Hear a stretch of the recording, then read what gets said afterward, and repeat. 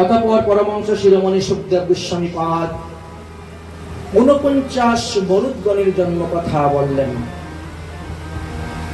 অদিতি হইতে দেবতাদের জন্ম, আর দিতি হইতে অসুরদের জন্ম। দিতি মনে মনে চিন্তা করলেন যে সব সময় দেবতারা আমার ছেলেদেরকে মেরে পিটিয়ে ভাগিয়ে তারাই স্বর্গরাজ্য ভোগ করে। আচ্ছা, মা ভিন্ন হতে পারেন, পিতা তো এক। স্বর্গরাজ্য তো ভোগ করার অধিকার সবারই আছে, কিন্তু আমার ছেলেরা স্বর্গরাজ্য ভোগ করতেই পারে না। স্বর্গরাজ্যে গেলে পরেই তারা কিছু না কিছু বাহানা করে একেবারে আমার ছেলেদেরকে মেরে পিটে ভাগিয়ে দিয়ে। আমার কি মনে হয় সাধ হয় না রাজমাতা হতো? আমার ছেলেরা যদি রাজা হইতো তাহলে আমি হতাম রাজমাতা। তাই তিনি কি করলেন, একদিন কশ্যপ ঋষি তপস্যা করে আসতেছে। অমনি তাড়াতাড়ি গিয়ে কশ্যপ ঋষিকে রাস্তার মধ্যে ধরে গিয়ে তিনি তিনার ঘরে নিয়ে চলে গেছেন। কশ্যপ ঋষি 13 জন স্ত্রী, তার মধ্যে একজন অদিতি। নিয়ে গিয়ে একেবারে খুব সেবা শুশ্রূষা করেছেন। সেবা শুশ্রূষায় একেবারে সন্তুষ্ট হয়ে গেছেন তিনি। দেবী, তুমি যা সেবা করলে আজকে আমার, তোমার সেবাতে খুব সন্তুষ্ট হয়েছে, তুমি একটা বর চাও আমার কাছে। এই সুযোগে তিনি এখন বর চেয়ে নিলেন, আমাকে এমন একটা পুত্র সন্তান দেন যে সন্তান ইন্দ্রকে বধ করে সে স্বর্গরাজ্যে বসতে পারে রাজা হয়ে, আমি হব রাজমাতা। শুনে কোনো দুঃখ পেলেন মনের মধ্যে। কি নিজেকে তখন ধিক্কার দিলেন, আমি ওর একটু সেবাতে সন্তুষ্ট হইয়া এমন কাজটা করলাম, তুমি যা চাইবে তাই বর দিব। এবার তিনি চিন্তা করছেন, হায় হায় কি করি, কথা তো দিয়ে দিয়েছি। ঠিক আছে দেবী, আমি কতগুলা নিয়ম করব, যথা সময়ে যথা দিবসে আমি তোমাকে গর্ভদান দিব। আর গর্ভদান দেওয়ার পরে তোমাকে 35টা নিয়ম পালন করতে হবে। 1 বছর ব্যাপী 35টা নিয়ম পালন করতে হবে। যদি এই নিয়মের কোনো ত্রুটি হয় তাহলে তোমার সন্তান কিন্তু ইন্দ্রকে মারতে পারবে না। আর যদি নিয়মগুলো ঠিক ভাবে করতে পারো তাহলে তোমার ছেলে ইন্দ্রকে বধ করে সে সিংহাসনে বসতে পারবে স্বর্গে। তিনি বললেন, যত কষ্ট হোক না কেন আমি অবশ্যই সেই সমস্ত নিয়ম পালন করব। ষষ্ঠ স্কন্ধের 8ম অধ্যায়ে 47 নম্বর শ্লোক থেকে 35টা নিয়মের কথা আলোচনা করা আছে। এই 35টা নিয়ম দিয়ে বললেন, এটা হলো পুংসেবন ব্রত, পুত্র সন্তান, উত্তম পুত্র সন্তান প্রাপ্তির ব্রত। কথাটা ধীরে ধীরে প্রকাশ হয়ে গেছে। ইন্দ্র শুনতে পেয়েছে আমার বিমাতা আমাকে মারার জন্য ব্রত করতেছেন, 35টা নিয়ম পালন করে, তাহলে তো সেই সন্তান জন্ম হওয়ার পরে আমাকে মেরে ফেলবে, আমার সিংহাসনে বসবে। আমার কাজ হলো বিমাতার ছিদ্র দেখা, দোষ ধরা, তাহলে তো সেই সন্তান আমাকে মারতে পারবে না। মনে মনে দিনার এই সিদ্ধান্ত, কিন্তু বাইরে প্রেম দেখাচ্ছে। ও মাসিমা, আপনি নাকি ব্রত করতেছেন, খুব ভালো খুব ভালো, ব্রতের যা লাগবে আমাকে বলবেন, দিন নেই রাত নেই 24 ঘন্টা আমি আপনার সেবায় নিয়োজিত। ফুল এনে দেওয়া, তুলসী এনে দেওয়া, দুব্বা এনে দেওয়া, পঞ্চামৃত, পঞ্চগব্য, আমের পল্লব, ঘট, যা লাগে আমাকে বলবেন, আমি সর্বদা তোমার সেবায় আছি। উদ্দেশ্য হলো ব্রতের ত্রুটি করা। আমি যদি ব্রতের ত্রুটি করে নিতে পারি তাহলে তো এই সন্তান আমাকে মারতে পারবে না। আরম্ভ হয়েছে ব্রত করতে করতে করতে করতে একেবারে 10 মাস 10 দিন হয়েই গেছে, কোনো ভুল ধরতেই পারছে না, কোথায় কোনো ভুল নেই। একেবারে 35টা নিয়ম পুরা সম্পূর্ণ করে যাচ্ছে। তিনিও নিয়ম করতে করতে করতে করতে একেবারে অধৈর্য হয়ে গেছে। একদিন রাত্রিবেলা ঘুমের থেকে উঠে বাথরুমে গিয়ে আর পা না ধুয়ে এসে ঘুমিয়ে পড়েছেন। এই বিষয় বাথরুম করলেও হাত পা ধুইতে হবে, মুখে জল নিয়ে কুল্লা করতে হবে, গঙ্গে যমুনার বলে তো ছিটা মারতে হবে, অপবিত্র পবিত্র বা। ব্রত করতে করতে ক্লান্ত, আমাদের গর্ভবতী রমণী 10 মাস, বুঝলেন না, একেবারে। আর এই সুযোগ পেয়ে গেল ইন্দ্র এই সুযোগ পেয়ে তিনি একেবারে মাতৃগর মাসির পেটের ভিতরে চলে গেলেন। যুব বলে গিয়ে দেখেন সন্তান তো একেবারে পরিপূর্ণ, 1-2 দিনের মধ্যে সন্তান জন্ম নিয়ে নিবে। আরে তুই জন্মগ্রহণ করার পরে তুই আমাকে মারবি, তোকেই মাতৃগর্ভে মেরে দিই। এই জন্য মাতৃগর্ভে 60 টুকরা করে দিয়েছেন সন্তানটাকে মায়ের পেটের ভিতরে। যুব বলে প্রবেশ করে, কিন্তু ইনি যে নিয়ম করে ব্রত করেছেন, ব্রতের কারণে ওই 60 টুকরা থেকে 60টা মাথা, হাত, পা, চোখ, নাক, মুখ সব বেরিয়ে গেছে। এখন 1জন থেকে 7জন হয়ে গেছে। সর্বনাশ, 1জনকে তো আমি মারতে পারবো না, তার মধ্যে থেকে 7জন হয়ে গেছে। এই 7জন জন্মগ্রহণ করলে তো আমার আর উপায় নাই। আবার এক একটাকে 60 টুকরা, এক একটাকে 60 টুকরা করলো, 7-7 49 টুকরা হয়ে গেছে। কিন্তু প্রত্যেকটা টুকরা থেকে হাত, পা, চোখ, নাক, মুখ সব বেরিয়ে যাচ্ছে। ইন্দ্র তখন ভয় পেয়ে গেছে। এইদিকে প্রসব বেদনা শুরু হয়ে গেছে। একের পর এক সন্তান জন্ম হতে হইতে হইতে হইতে একেবারে 49টা সন্তান জন্ম নিয়েছে। শেষে দেবরাজ ইন্দ্র বেরিয়েছেন। যেই বেরিয়েছেন এমনি বিতি ধরে বলে, এই ইন্দ্র, তুই কখন আমার পেটের ভিতরে ঢুকলে রে? আমার তো একটা সন্তান জন্ম নেওয়ার কথা, 49 সন্তান জন্ম নিল কেমন করে? তখন ইন্দ্র তার অপরাধ ক্ষমা চাইয়া সমস্ত ঘটনা বলল। তারপরে কি বললেন? বললেন যে দেখো, তোমার গর্ভ থেকে যারা জন্ম নেয় এরা হয় অসুর, দৈত্য, দানব, রাক্ষস। কিন্তু আমি কথা দিলাম, এই 49 জনকে আমি দেবতা রূপে গ্রহণ করে স্বর্গে রাখবো, এরা স্বর্গভোগ করবে। এই জন্য এই 49 দেবতা 49 মরুদ্গণ হয়ে গেলেন। যেভাবে আমাদের 49 পবন দেবতা বাতাস আছেন, তেমন ভাবে 49 অগ্নিও আছেন। 49 জন অগ্নির কথাও আলোচনা করে গিয়েছেন। এইভাবে আমরা এই সমস্ত তত্ত্বকথা আস্বাদন করলাম। এইবার আমরা 6ষ্ঠ স্কন্ধ বিশ্রাম দিয়ে 7ম স্কন্ধে প্রবেশ করতেছি। পরমহংস শিরোমণি সুখদেব গোস্বামী পাদকে মহারাজ পরীক্ষিত জিজ্ঞাসা করলেন, গুরুদেব, আপনি যে প্রথম দিনের পাঠের মধ্যে বলেছিলেন যে হিরণ্যকশিপু ও হিরণ্যকাক্ষ হলো আদি দৈত্য, তার মধ্যে হিরণ্যকাক্ষকে ভগবান বরাহদেব বধ করেছেন, কিন্তু হিরণ্যকশিপুর কথা তো আপনি আর কিছুই বললেন না। অতএব আপনি কৃপা করে আমার নিকটে হিরণ্যকশিপুর কথা বর্ণন করুন, আমি শ্রবণ করতে চাই। পরমহংস শিরোমণি সুখদেব গোস্বামী পাদ বললেন, হে পরীক্ষিত মহারাজ, আজকে তুমি আমাকে যে প্রশ্নটা করেছ, এই প্রশ্নটা কোন এক সময়ে তোমার দাদু পরদাদু মানে যুধিষ্ঠির মহারাজ, তিনিও কিন্তু দেবশ্রী নারদকে এই প্রশ্ন করেছিলেন। তোমার দাদুরা যখন যজ্ঞ করেছিলেন, রাজস্বীয় যজ্ঞ, তো যে কোনো যজ্ঞ করার আগে কিন্তু একটু হরিকথা আলোচনা হয়। আমাদের এই নাম যজ্ঞ করতে গেলেও দেখবো আগে একটু গীতা পাঠ হয়, বা একটু ভাগবত পাঠ হয়, একটু ধর্ম আলোচনা করা হয়, যাতে মনের গতিগতি সব এক হয়। মন্ত্র চতুর্দিকে ঘুরে বেড়ায়, ঠাকুরের নামটাও নিয়ে কথা নিয়ে বিভিন্ন রকম উদাহরণ, বিভিন্ন রকম শ্লোকের উপমা দিয়ে প্রমাণ দিয়ে বলা হয়। তো সেই রাজস্বীয় যজ্ঞেতে সবাই তো নিমন্ত্রিত হয়ে আসছিলেন, দেবশ্রী নারদও ওখানে আসছিলেন। তো সেখানে দেবশ্রী নারদের কাছে এই তত্ত্বকথা তুলে ধরেছিলেন।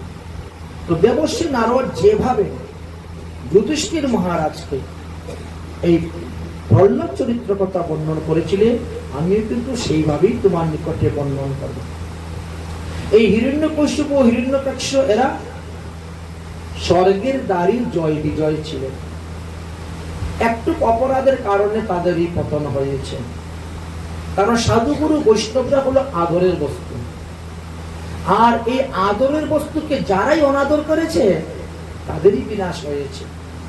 এবার তুমি চিন্তা করে দেখো, বৈকুণ্ঠ থেকে অপরাধ করার কারণে তাদেরকে পৃথিবীতে এসে জন্ম নিতে হয়েছে, আর আমরা পৃথিবীর মানুষ অপরাধ করলে কোথায় গিয়ে জন্ম নিব? অতল, বিতল, সুতল, তলাতল, মহাতল, রসাতল, পাতাল, এই ব্রহ্মাণ্ড না অন্য কোনো ব্রহ্মাণ্ডের তাও তো ঠিক নেই, শুনেছেন? ব্রহ্মার 4 জন মানুষ পুত্র, 14 জন মানুষ পুত্রের মধ্যে 4 জন প্রধান। ব্রহ্মা একদিন নারায়ণের মহিমার কথা গল্প করতেছেন। গল্প করে নারায়ণের প্রসাদের মহিমা, নারায়ণের প্রসাদে তুলসী পাতার মহিমা, নারায়ণের চরণে তুলসী পাতার মহিমা ইত্যাদি ইত্যাদি অনেক কিছু বর্ণনা করতেছেন। এই সমস্ত কথা শোনার পরে তাদের মনে লোভ জেগেছিল যে তাহলে আমরা বৈকুণ্ঠে গিয়ে নারায়ণকে দর্শন করব। যার কারণে ব্রহ্মার মানুষ পুত্র সনক সনাতন সন্নত কুমার এরা রওনা হয়েছে। এদের বয়স অনেক হলেও এদের স্বভাব কিন্তু 5 বৎসরের বালকের মতন। তারা বিবস্ত্র অবস্থায় দিগম্বর ভাবে ঘুরে বেড়ায়, মনে হচ্ছে। সেখানে যখন গিয়ে উপস্থিত হয়েছেন এই জয় বিজয়, তখন তাদেরকে বাধা দিয়েছিলেন। ভগবান দর্শনে বাধাপ্রাপ্ত হওয়ার পরে এখানে অনেক তর্ক বিতর্ক আদি হয়েছে এবং কথায় কথা বাড়ে শেষ পর্যন্ত অভিসম্পাদ দিয়েছিলেন যে তোমরা পৃথিবীতে গিয়ে অসুর কুলে জন্মগ্রহণ করো। জয় বিজয় তখন এদের চরণের পরে ক্ষমা ভিক্ষা চেয়েছিলেন যে আমাদের অপরাধ হয়ে গেছে, ক্ষমা করে দাও।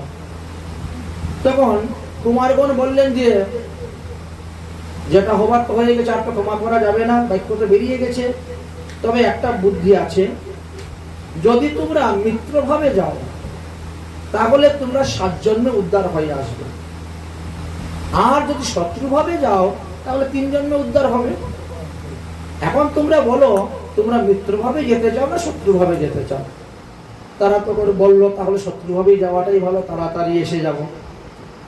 এই জন্য প্রথম জন্মে এই জয় বিজয় ওই হিরণ্যকশিপু হিরণ্যকাক্ষ হয়েছিল। দ্বিতীয় জন্মেতে তারা রাবণ কুম্ভকর্ণ হয়েছিল। তৃতীয় জন্মতে শিশুপাল এবং দন্তবক্র হয়েছিল। আমাদের মহাজনগণ বলছেন চতুর্থে তারা যোগাই মাদাই হয়ে আসছিলেন প্রেম ভক্তি প্রাপ্তির জন্য। যাই হোক, তাহলে হিরণ্যকশিপু আর হিরণ্যকাক্ষ 2 জন মহাবলবান বীরযোদ্ধা ছিলেন এবং আদিদৈত্য ছিলেন। হিরণ্যকাক্ষকে ভগবান মারার পরে হিরণ্যকশিপু প্রতিজ্ঞা করেছিলেন যে আমার ভাইকে যে বিষ্ণু বধ করেছে আমিও তাকে বধ করব, করে আমি ভাতৃহত্যার প্রতিশোধ দেব। এই জন্য তিনি বললেন আমি মন্দার পর্বতে গিয়ে তপস্যা আরম্ভ করব। হিরণ্যকাক্ষের 9 পুত্র ছিল আর হিরণ্যকশিপুর 3 পুত্র ছিল, লাদ, অনুলাদ আর সংলাদ। প্রহ্লাদ এখন মাতৃগর্ভে আছেন, এখানে জন্ম হয় নাই। ওনার স্ত্রীর নাম ছিল কায়ুধ, প্রহ্লাদের মায়ের নাম কায়ুধ। তো তিনি এই প্রতিজ্ঞা করে তিনি তপস্যা করতে রওনা হয়ে গেলেন। তপস্যা করতে গিয়ে সংকল্প কিরকম? সংকল্প হলো হয় মন্ত্র সাধন আর না হলে শরীর পতন, দুটার মধ্যে একটা। তিনি এক পায়ে দাঁড়িয়ে ভোজন করতে শুরু করলেন। দেবতারা শুনতে পেলেন যে হিরণ্যকশিপু এখন তপস্যা করতে চলে গেছে, এই সুযোগে চলো আমরা তার রাজ্য আক্রমণ করব।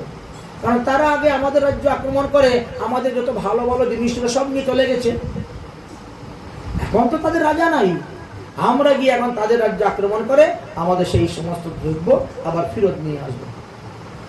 এই জন্য সমস্ত দেবগণ একত্রিত হয়ে অসুর রাজ্য আক্রমণ করলেন। রাজা নাই, এখন তারা কি করবে? যুদ্ধ করবে। যুদ্ধ করতে গিয়ে দেবতার সঙ্গে পারছে না, তারা মারা যাচ্ছে। তখন জ পলায়ত সজীবতী, সবাই নিজের প্রাণ নিয়ে নিয়ে দৌড়াদৌড়ি করতে শুরু করেছেন আর দেবতারা সমস্ত কিছু লুণ্ঠন করা শুরু করেছেন।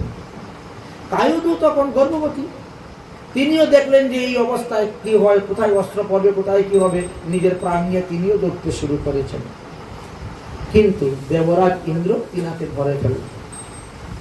দেবরাজ ইন্দ্র তিনাকে ধরে জোরপূর্বক বলপূর্বক রথের মধ্যে করে স্বর্গের দিকে নিয়ে রওনা হয়ে গেছে। কায়ুধ তখন নিজের মান সম্মান প্রাণ রক্ষার জন্য আমাকে বাঁচাও বাঁচাও বাঁচাও বলে চিৎকার করতে শুরু করেছে। কে বাঁচাবে? সবাই তো নিজের প্রাণ নিয়ে দৌড়াদৌড়ি করতেছে, কে আসবে বাঁচাতে? কিন্তু দৈবক্রমে দেবর্ষী নারদের কানে এই আওয়াজটা গিয়ে পৌঁছিল। দেবর্ষী নারদ তখন বিমান যুগে এসে সামনে দাঁড়িয়ে গেছেন। আরে দেবরাজ ইন্দ্র, তোমাকে তো আমি মনে করতাম তুমি খুব ভালো মানুষ, তো তুমি আবার কবে থেকে পরনারী হরণ করা শুরু করে দিয়েছো। কথাটা শুনে খুব লজ্জা পেয়ে গেছে। ইন্দ্র বলছে, দেখেন আমার কোনো কুবাসনা বা অন্য কোনো খারাপ বাসনা নেই, যেহেতু হিরণ্যকশিপুর পত্নী, আর হিরণ্যকশিপু কত বড় অসুর, অসুরের বিরুদ্ধে যে সন্তান জন্ম সেটা অসুরই হবে। এক একটা অসুরকে মারতে কত কষ্ট হয়। তাই ভাবছি এই রমণীকে নিয়ে যাব, সন্তান প্রসব হলে ওই সন্তানটাকে মেরে একে ছেড়ে দিলে, এই জন্য আমি নিয়ে যাচ্ছি। নারদমণি বলে, তুমি ভুল করতেছ, তুমি কি জানো এর সন্তান অসুর হবে? বলে, কেন অসুরের সন্তান তো অসুরই হয়। বলে, না, সন্তান জন্ম হয় তিথি নক্ষত্র অনুসারে।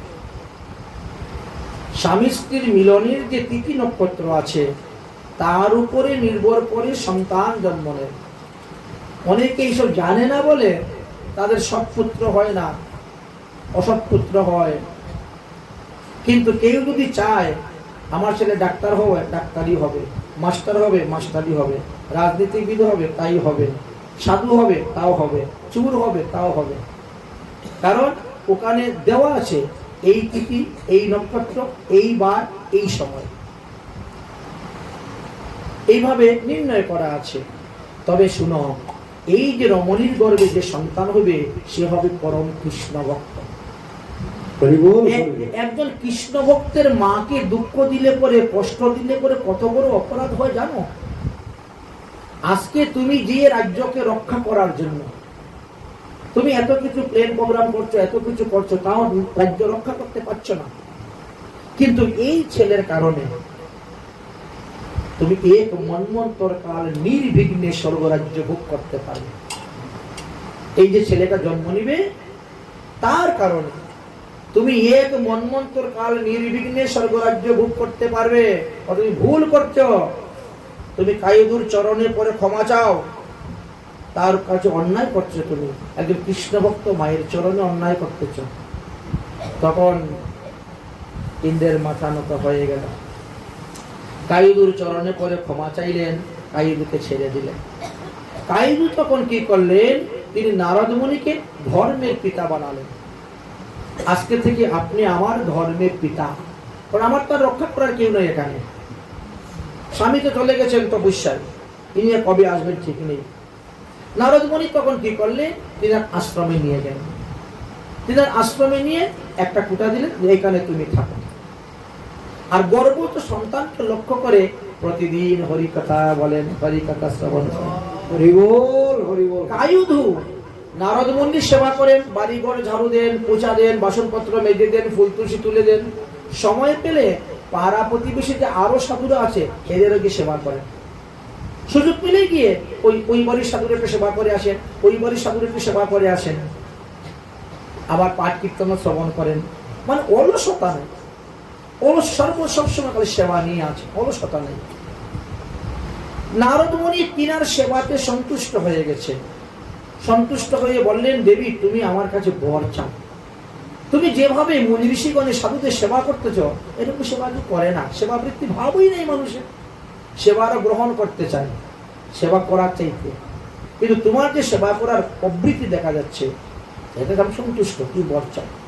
তখন কায়ুধু বললেন যে যতদিন পর্যন্ত আমার স্বামী তপস্যা করে সিদ্ধি লাভ করে বাড়িতে ফিরে না আসেন, ততদিন পর্যন্ত যেন আমার গর্ভবত সন্তান প্রসব না হয়, আমাকে এই বর দিন। যাই হোক, এখন ভাগবতের কথা অনুসারে দেখা যায় হিরণ্যকশিপু 10,000 বছর তপস্যা করেছিলেন। তার মানে প্রহ্লাদ 10,000 বছর মাতৃগর্ভে ছিলেন, এবং তিনি এই 10,000 বছর নারদ মুনির নিকট থেকে হরিকথাই শ্রবণ করেছেন। সমস্ত শাস্ত্র পুরাণের একেবারে মাতৃগর্ভ থেকে থেকে শ্রবণ করতেছেন, সব শিখেছেন। অনেকে হয়তো আশ্চর্য হতে পারবেন যে 10,000 বছর এক বেচারা তপস্যা করলো। ভাগবত বলছেন উই পোকার মাটি উলে ঢিপি তুলে পিপিলিকা গুলা ওনার চামড়া খেয়ে নিয়েছিল, মাংস খেয়ে নিয়েছিল, চামড়া মাংস খেয়ে নিয়েছে। কিন্তু তথাপিও তিনি ভজন করে যাচ্ছেন, ভজন করে যাচ্ছেন। কেন বলছেন? দেখো, সত্যযুগের মানুষের পরমায়ু ছিল 1,00,000 বৎসর। সত্যযুগের মানুষরা 1,00,000 বৎসর বাঁচতে পারে। সত্যযুগের মানুষের প্রাণ ছিল মর্যার ভিতরে। মাংস না থাকলেও হবে, চামড়া না থাকলেও হবে, তবু আবার সব হয়ে যাবে মর্যার ভিতরে। এই জন্য প্রাণটা তো মর্যার ভিতরে আছে। হিরণ্যকশিপুর শরীরের মাংস রক্ত যদি পিপিলিকারাও খেয়ে নেয়, তথাপিও তিনি মন্ত্র জপ করে যাচ্ছেন। এদিকে ব্রহ্মা সন্তুষ্ট হয়ে আসলেন, এসে তো দেখছেন এই অবস্থা। তখন কমণ্ডল দিয়ে জল ছাড়লেন। সেই জলে তার সমস্ত গায়ের উই মাটির ঢিপি সরে গেল। মন্ত্রের দ্বারা জল ছিটা করে তার যেভাবে পূর্ব শরীর ছিল সেইভাবে তার শরীরটা গঠন করে দিলেন। এইবার বলছেন, তুমি আমার কাছে বর চাও। তিনি প্রথমে অমর বর চেয়েছেন। ব্রহ্মা বলছেন, অমর বর তো আমার হাতে নেই, আমি তো অমর বর দিতে পারবো না, এর আগে অনেককে দিয়েছি, কিন্তু ভগবান বিষ্ণু এখন আমার হাত থেকে অমর বরটা নিয়ে নিয়েছে। আচ্ছা, তুমি অমর বরের পরিবর্তে 10টা বর চাও, আমি তোমাকে দিয়ে দিব। হিরণ্যকশিপু তখন চিন্তা করলো, এমন ভাবে ঘুরিয়ে পেঁচিয়ে 10টা বর চাইবো যে ওটা অমর বরের সমানই হয়ে যাবে। এই জন্য তিনি বড় চতুর, আর সেইভাবে বর চেয়েছেন। প্রথমেই বলছেন, আপনার সৃষ্টি কোনো প্রাণীর হাতে যেন আমার মৃত্যু না হয়। ব্রহ্মা বলছেন, তথাস্তু। কারণ হিরণ্যকশিপু জানতো ব্রহ্মাই হলেন সৃষ্টিকর্তা, এছাড়া দ্বিতীয় কোনো সৃষ্টিকর্তা নাই। এই জন্য বলছেন, আপনার সৃষ্টি কোনো প্রাণীর হাতে যেন আমার মৃত্যু না হয়। তারপরে ঘরের ভিতরেও যেন মৃত্যু না হয়, ঘরের বাইরেও যেন মৃত্যু না হয়, দিনের বেলাও যাতে মৃত্যু না হয়, রাত্রিবেলাও যাতে মৃত্যু না হয়, ভূমিতে যাতে মৃত্যু না হয়, আকাশে যাতে মৃত্যু না হয়, কোনো অস্ত্রশস্ত্র যেন মৃত্যু না হয়, 12 মাসের মধ্যে যেন মৃত্যু না হয়, 27টি নক্ষত্রের মধ্যে যেন মৃত্যু না হয়। এইভাবে একের পর এক তিনি বর চেয়েই যাচ্ছেন। না ব্রহ্মা সবই তথাস্তু তথাস্তু তথাস্তু তথাস্তু বলেই যাচ্ছেন। শেষে বললেন, আমি যেন এই পৃথিবীর একমাত্র অধিপতি হতে পারি, সমস্ত জীবগুলির আমি থাকবো একমাত্র রাজা। ঠিক আছে, আমি যেন স্বর্গের ইন্দ্র হইতে পারি। যাও যাও, স্বর্গের রাজ্য পাবে, তুমি স্বর্গ বসতে পারবে। সব মতে বর দিচ্ছেন। ব্রহ্মা যখন চলে গেলেন, এইবার তিনি বাড়িতে আসলেন। বাড়িতে এসে বলছেন, এইবার আমি অমর বর প্রাপ্ত হয়ে এসেছি, চলো অসুরগণ স্বর্গরাজ্য দখল করার জন্য। গেলেন, যুদ্ধ করলেন স্বর্গরাজ্য দখল করবার জন্য, এবং সমস্ত দেশে যুদ্ধ ঘোষণা করলেন। সর্বত্র দিগ্বিজয় করে তিনি আরম্ভ করবেন। পৃথিবীতে পূজা পাঠ হোম যজ্ঞ আদি সব বন্ধ করে দিলেন, কারণ এইগুলা না করলে বিষ্ণু এমনি নিস্তেজ হয়ে যাবে। এই জন্য ব্রত গ্রন্থ পাঠ পূজা পাঠ যা কিছু আছে সব বন্ধ করে দিয়েছেন। এদিকে দেবর্ষি নারদ কায়ুধিকে নিয়ে গিয়ে উপস্থিত। কায়ুধিকে নিয়ে উপস্থিত হলেন, বলেন, এই নেন আপনার স্ত্রী, আমি আপনার হাতে সমর্পণ করলাম। হিরণ্যকশিপু অত্যন্ত সন্তুষ্ট প্রসন্ন, আপনি আমার স্ত্রীকে রক্ষা করেছেন, তাই আমি আপনার কাছে চিরঋণী। আপনার জন্য 24 ঘন্টা আমার ঘরের দরজা খোলা। আপনি যখন যে প্রয়োজন, যা প্রয়োজন আপনি আমার কাছে আসবেন। আমার এখানে কেউ আপনাকে বিন্দুমাত্র অসম্মান করবে না, অশ্রদ্ধা করবে না। আপনি ব্যতীত আর যত আছে পৃথিবীতে, দেবতাগণ বলেন, গন্ধর্বগণ বলেন, অপ্সরাগণ বলেন, যক্ষ রক্ষ কিঙ্কর মুনি ঋষি থেকে আরম্ভ করে সব তার শত্রু। যারা হরিবজয় করে, কৃষ্ণ বলে, সব তার শত্রু, একমাত্র নারদ মুনি ছাড়া। শুনেছেন? এই জন্য নারদ মুনিকে একেবারে 24 ঘন্টার জন্য দরজা খোলা নারদ মুনির জন্য। নারদ মুনি বলছে, ঠিক আছে বাবা, তাহলে আমি এখন যাই। নারদ মুনি যখন যেতে রওনা হয়েছে, কায়ুধু তখন নারদ মুনির চরণে পড়ে কান্না শুরু করেছে। আরে বাবা, কান্নার কি আছে? তো স্বামীর হাতে তোকে সমর্পণ করে দিলাম, আমার দায়িত্ব শেষ।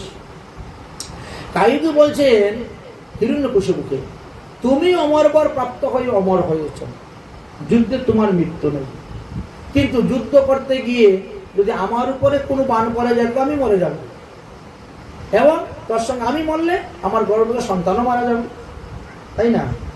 তো আমি এত নারদ মুনির ঘরে সুরক্ষিত আছি, তো ওখানে আরো কিছুদিন থেকে সন্তানটা ওখানে জন্ম দিয়ে দিই। হিরণ্যকশিপু দেখলেন, এটা তো ভালো কথা বলছে। এই কথাটা তো ভালো, ঠিক আছে ঠিক আছে, তাহলে যাও, আরো কিছুদিন গিয়ে ওখানে থাকো। এই জন্য নারদমণি পুনরায় কায়ধুকে নিয়ে গিয়েছেন। কিন্তু যখন প্রসব বেদনা উঠল, তখন তো তিনি চিন্তায় পড়ছেন, আমি এখন কি করি, এই কাজ তো আমার দ্বারা হবে না। তখন তিনি যুগমায়াকে ডাকলেন। যুগমায়া আসলেন, ধাত্রীমাতৃর কাজ করলেন, প্রহ্লাদের জন্ম হলো। বলো ভক্ত প্রহ্লাদ কি জয়। ভক্ত প্রহ্লাদ শশীকলার ন্যায় ধীরে ধীরে ধীরে ধীরে বড় হতে শুরু হলেন। দেখতে দেখতে প্রহ্লাদের বয়স 3 বৎসর হয়ে গেছে। নারদ মুনি তাকে দীক্ষা শিক্ষা টিকা সব আগে থেকেই সব পেয়ে গেছে। তারপরেও দিয়ে এইবার এনে সঙ্গে, এই না তোমার ছেলে, এই না তোমার স্ত্রী, বাবা আমার এখন বিদায়।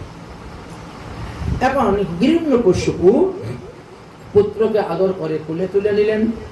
নেওয়ার পরে তাকে জিজ্ঞাসা করছেন, জিজ্ঞাসা করলে সে তো কৃষ্ণ ভজনের কথাই বলে, বিষ্ণু ভজনের কথাই বলে। চিন্তা করলেন এ তো নারদ মুনির সঙ্গে থাকতে থাকতে এইসব শিখে নিয়েছে, এইটাকে তাকে ভুলাতে হবে এবং আমাদের আসরিক বিদ্যা তাকে শিক্ষা দিতে হবে। বিষ্ণু আমাদের শত্রু, বিষ্ণুর যে ভজন করে সেও আমাদের শত্রু।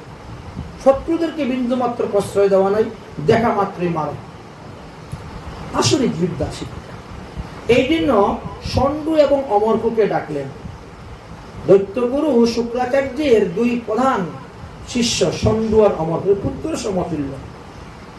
দৈত্যগুরু শুক্রাচার্য যখন তপস্যায় যান, তখন তারা গুরুকুল পরিচালনা করে, ষণ্ড আর অমরকু। তাদের উপরে এনে এবার ভার দিয়ে দিলেন, এই নো আমার পুত্রকে তুমি দিলাম, সাম দাম দণ্ড ভেদ, যা কিছু প্রয়োজন হয় প্রয়োগ করো, করে তার কৃষ্ণ ভজন ভুলিয়ে দাও, আর তারে এই আসরিক বিদ্যা শিক্ষা দাও। আমাদের অসুরের যে আসরিক বিদ্যা সেটা শিক্ষা দাও। যাই নিয়ে গেলেন, শিক্ষা দিচ্ছেন, কিন্তু প্রহ্লাদের তো এইগুলো ভালো লাগে না শিক্ষা। আর অন্য কোনো শাস্ত্র তার ভালো লাগে না। যে একবার ভাগবত শাস্ত্র পড়ে নিবে, শুনে নিবে, তার কাছে অন্য শাস্ত্রের সিদ্ধান্ত তো ভালো লাগবে না। এই জন্য তেমনি ভালো লাগে না। যে কিছুদিন লেখাপড়া করার পরে মনে মনে ভাবলে, দেখি তো ছেলে এখন কতটা লেখাপড়া শিখলো, এতদিন তো গুরুকুলে আছে। একটা দূত পাঠাইলেন, যাও আমার ছেলেকে নিয়ে আসো, দেখি সে কতটা লেখাপড়া শিখেছে। দূত এসে উপস্থিত হয়েছেন, প্রহ্লাদকে নিয়ে গেছে, তোমার পিতা ডাকতেছেন। প্রহ্লাদ দূর থেকে সাষ্টাঙ্গে প্রণাম, পিতাজি প্রণাম, সাষ্টাঙ্গে। বাহ, ছেলেটা তো খুব ভালো বুদ্ধি, দেখেছো এত দূর থেকে আমাকে সাষ্টাঙ্গে প্রণাম করতেছে। বাবার মনটা একেবারে ভরে গেছে, বড় আদর করে কুলে তুলে নিয়েছেন, মাথার ঘান নিচ্ছেন। বাবা তুমি এতদিন গুরুকুলে থেকে তুমি কি শিক্ষা লাভ করেছো বলো তো। শুরু করলো প্রহ্লাদ, শ্রবণম কীর্তনম বিষ্ণু স্মরণম পাদ সেবনম অর্চনম বন্দনম শিক্ষা আত্মনিবেদন। দেখি এইগুলো তোকে শিক্ষা দেয় নাকি ষণ্ড অমরকু? গরম হয়ে গেছে, ছোট ছেলে তো কিছু বলতে পারছেন না। সঙ্গে সঙ্গে গুরুকুলে খবর, মাস্টার মশাইকে ডাকো, শিক্ষক মশাই। মাস্টার মশাই এসে পৌঁছে, কি ব্যাপার? তোমাদেরকে বললাম সাম দাম দণ্ড ভেদ যা কিছু প্রয়োজন করে আসরিক বিদ্যা শিক্ষা দাও, ছেলে তো এই বিষ্ণু ভজনের কথাই বলে। তোমরা কি শিক্ষা দিচ্ছ? বলে না, আমরা কি শিক্ষা দিই না। তাহলে স্কুলের আশেপাশে কোনো সাধুরা আসে নাকি? না, ওখানে তো গুরুকুলে কোনো সাধু আসেই না, সাধু কোথার থেকে আসবে এখানে? তাহলে ছেলেটা কোথার থেকে শিখলো এইগুলা? তখন বলছেন ও মনে হয় জাতিস্মর। ষণ্ড অমরকু বলছেন তাহলে মনে হয় ও জাতিস্মর, তার পূর্ব জন্মের কথা মনে আছে। এই শিক্ষা তো নাই, কোথায় পেল? তো যাই হোক, তার এই শিক্ষা ভুলাতে হবে, আসল শিক্ষা দিতে হবে। যাও তাকে নিয়ে যাও। আবার নিয়ে গেলেন, আবার কিছুদিন লেখাপড়া করেন। দেখতে দেখতে 5 বছর হয়ে গেল বয়স। 2-3 স্কুলে যাচ্ছে আসছে, তো পাস হয়ে যাচ্ছে বয়স। এবার কিছুদিন পরে আবার লোক পাঠালেন, আবার ডেকে নিয়ে আসলেন, সে তো আবার শুরু করে দিয়েছে। তখনই তিনি রেগে গিয়েছেন, কারণ তিনার এখানে কেউ বিষ্ণুর মহিমা কীর্তন করতে পারবে না, বিষ্ণুর যশগান কেউ কীর্তন করতে পারবে না। যদি কেউ করে তার প্রাণদণ্ড। তার ছেলে হলেও ছেলে তিনার কাছে শত্রু, যে বিষ্ণু ভজন করে সে আমার শত্রু। কিন্তু তিনি এত বড় মহাবীর হয়ে নিজের হাতে একটা নাবালক শিশুকে বধ করে নিজের বীরত্বের মধ্যে কালি মাখাবেন, কলঙ্ক মাখাবেন, এটা চান নাই। এই জন্য কুল থেকে ঢিল মেরে ফেলে দিয়েছেন, দিয়ে প্রজাদেরকে, সিপাহীদেরকে আদেশ করছেন, এই তোরা কে আছিস, তাকে এখনই কুপিয়ে মার। সবাই অস্ত্র নিয়ে আসছে কুপাতে মারতে, কিন্তু মারতে যখন এসেছে তখন অস্ত্রই ভেঙে যাচ্ছে, কিছুই হলো না। আরে আবার কোন জাদু শিখেছে? 5 বছরের বালক, তাকে মারতে গিয়ে এত লোক আসলো, এত অস্ত্র প্রয়োগ করলো, সব অস্ত্র কুণ্ঠিত হয়ে যাচ্ছে। আশ্চর্য কথা।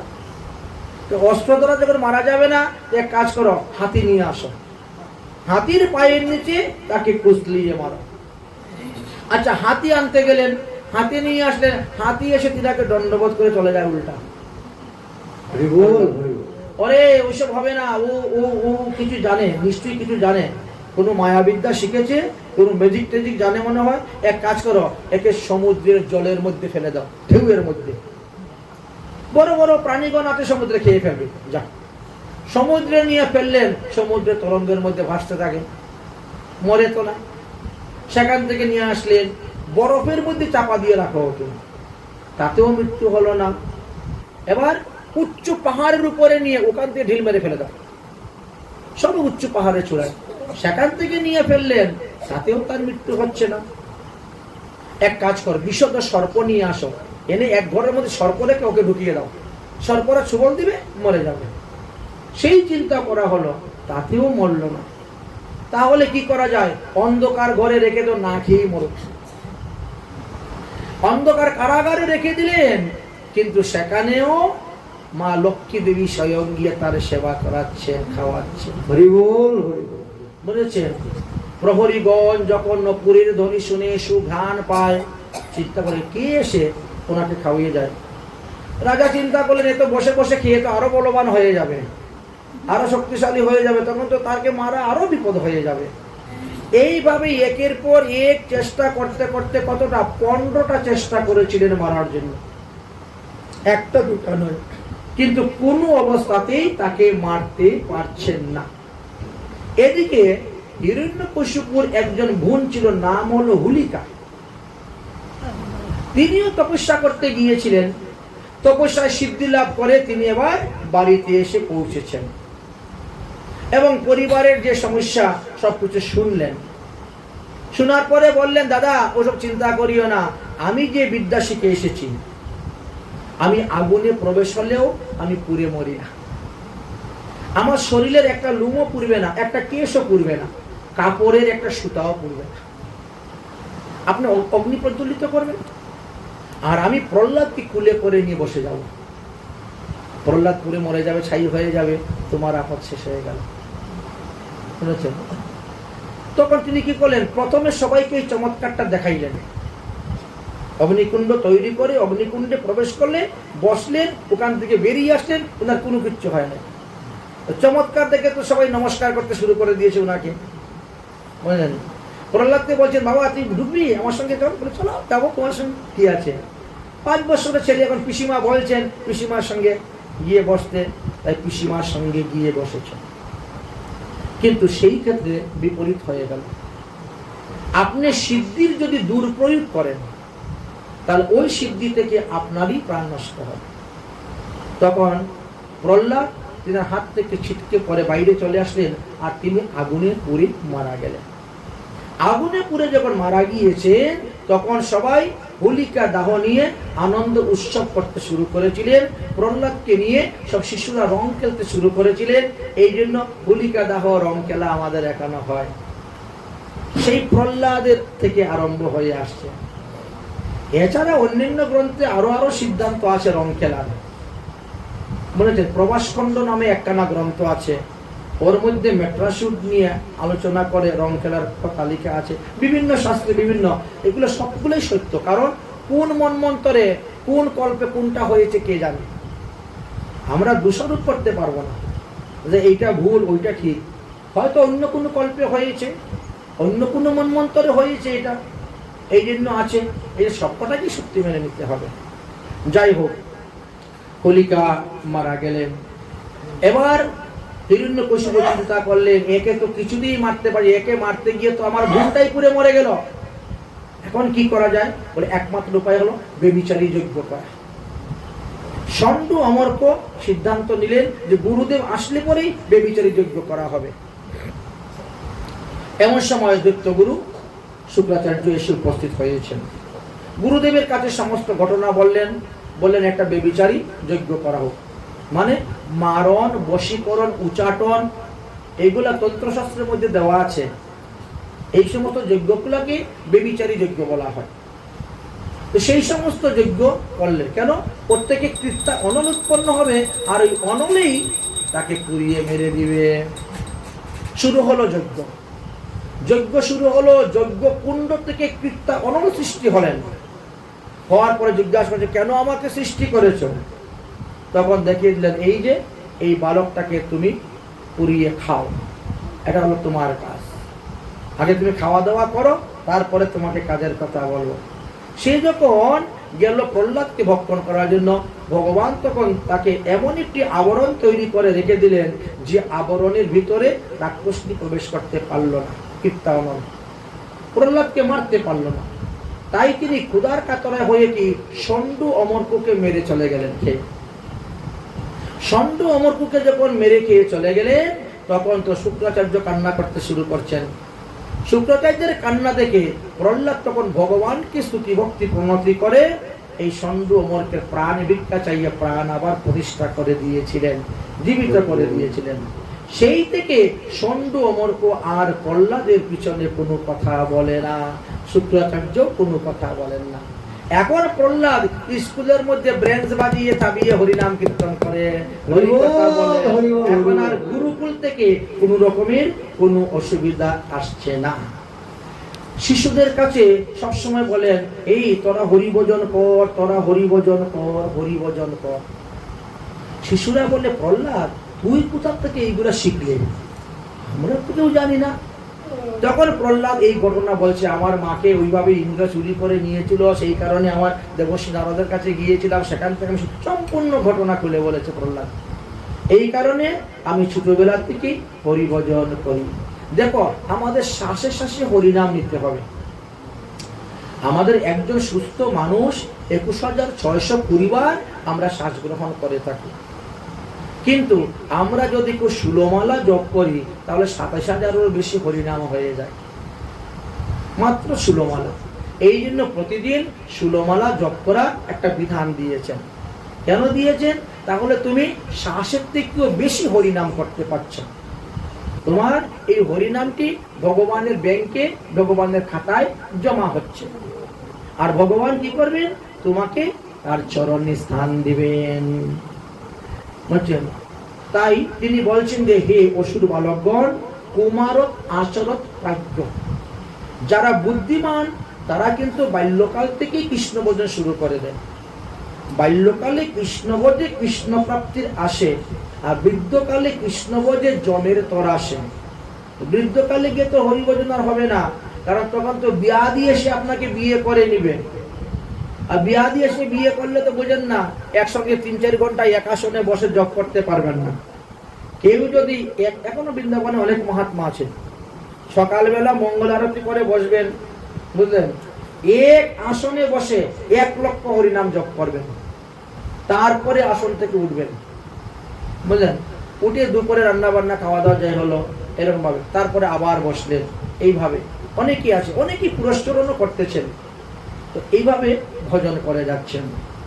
তাই ষোলমালা জপ করলে পরে আমাদের শ্বাসের থেকেও বেশি হরিনাম হয়ে যায়। প্রহ্লাদ বললেন, যে ব্যক্তি শ্বাসে শ্বাসে ভগবানের নাম নেয়, ভগবান সর্বদা সর্ব অবস্থায় সর্বকালে তাকে রক্ষা করেন। আর ভগবান যাকে রক্ষা করে তারে মারতে কে পারবে? দেখ, আমার বাবা আমাকে মারার জন্য 15 প্রকার চেষ্টা করেছে, কিন্তু কোনো অবস্থাতেই আমার বাবা তো আমাকে মারতে পারে নাই, কারণ হরি আমাকে রক্ষা করতেছেন।